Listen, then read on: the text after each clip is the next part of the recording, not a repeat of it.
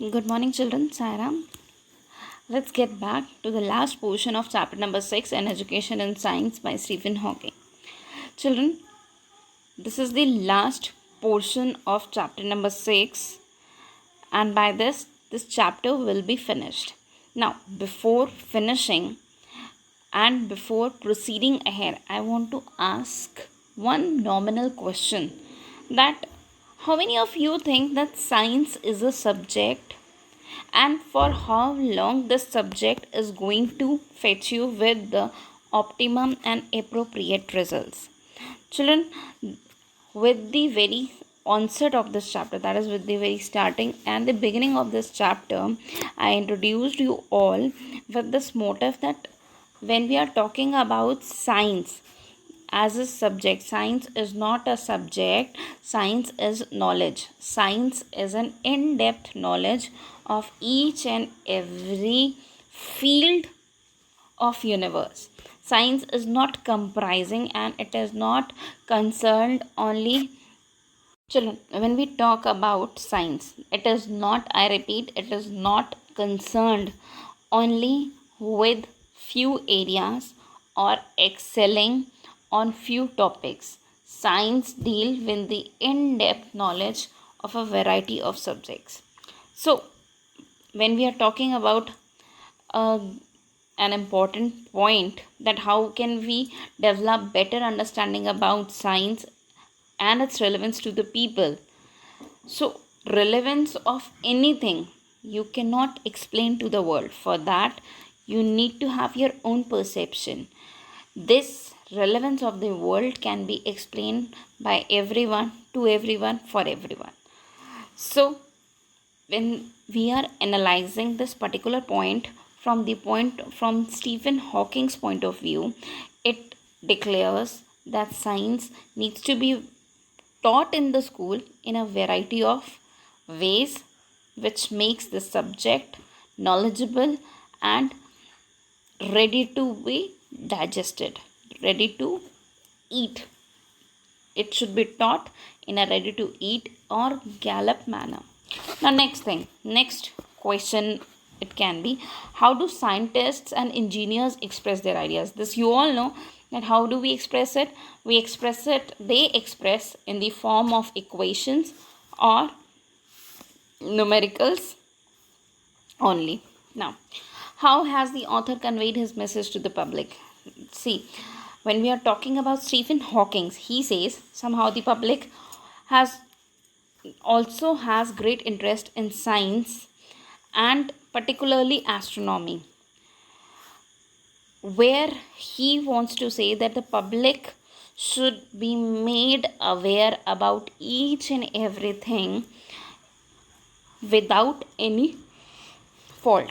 Now, what is this line that I said? What does this mean that each and everything should be clear without a fault? That is, people should be aware that science should be taught, should be learned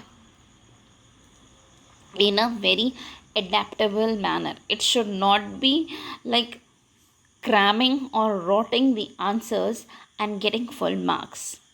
Now, how he has conveyed this message to the public?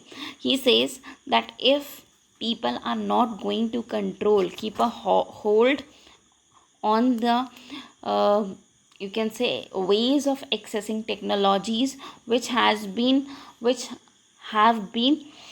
gifted by the people to the people for convenience and zones comfortable zones. By this, people have to be very much alarmed. That is why and how this technology which they are using should not be used in a wrong manner. The next question I want to put is, how can you say that there are possibilities of a nuclear war? Now, the writer has said that it seems that many minor powers like Libya, Iraq, Pakistan, and Azerbaijan, these minor powers have access to nuclear weapons and nuclear technologies. So threat, the basic major threat is not about dealing with the nuclear weapons or technology. It deals with the way these minor powers are going to pose a threat to the other nations. How they will pose a threat to the other nations? They can pose a threat to other nations just by the way they are unaware of the harmful effects or the side effects of the nuclear war or nuclear weapons. He says that nuclear weapons are still poised to strike all major cities in the northern hemisphere. A small computer or a mutiny could trigger a global war. That is, even a small little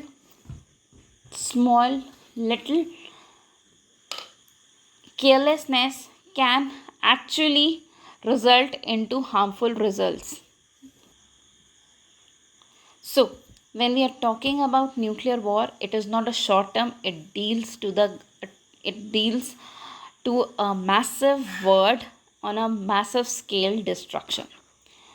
Well, when the next question is that what do you understand by the phrase relaxation of East and West tensions? See, when we are talking about East and West tensions, relaxation of East and West tensions, the author has made use of this reference. That is, Stephen Hawking had made reference of this particular phrase in the chapter where he is telling about that when it's on page number 57 when he says what are science related issues that the public will have to make decisions on in the near future. By far the most urgent is that of nuclear weapons, that people are not aware about the harmful side effects of nuclear weapons as well as nuclear war. The global warming, greenhouse effect, acid rain, and the depletion of ozone layer are such basic areas of concern which need human attention, which doesn't need personal attention, they need human attention. That is, each human should serve the planet earth with full dedication and sincerity. Now he says further that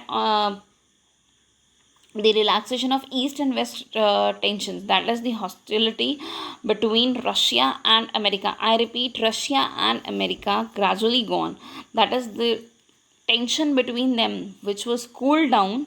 This has been referred to the phrase East and West tensions.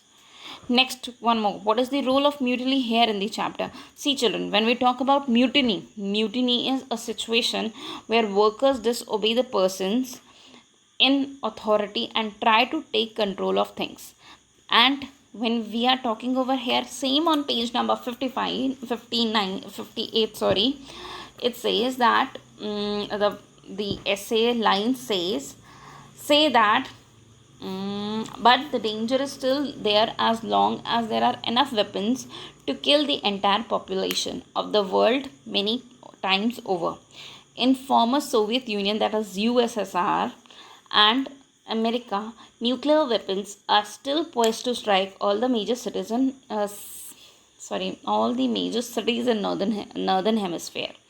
It would only take a computer error or a mutiny by some of those manning to the weapons to trigger a global war.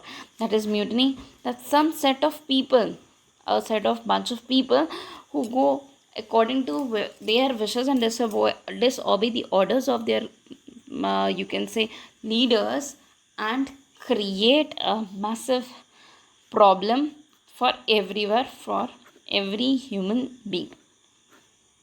Now this is a timid question asked by put in front by Stephen Hawking by everyone, that how is science taught in schools? This answer you all know, that science is taught in a very impractical and very difficult manner, or you can say in an uninteresting manner. Next question, what is an assumed danger or threat kept in front of the readers by Stephen Hawking? It is that it is only one word, that is nuclear war, or the destruction caused by the nuclear weapons, that is nuclear war. Thank you and Saram.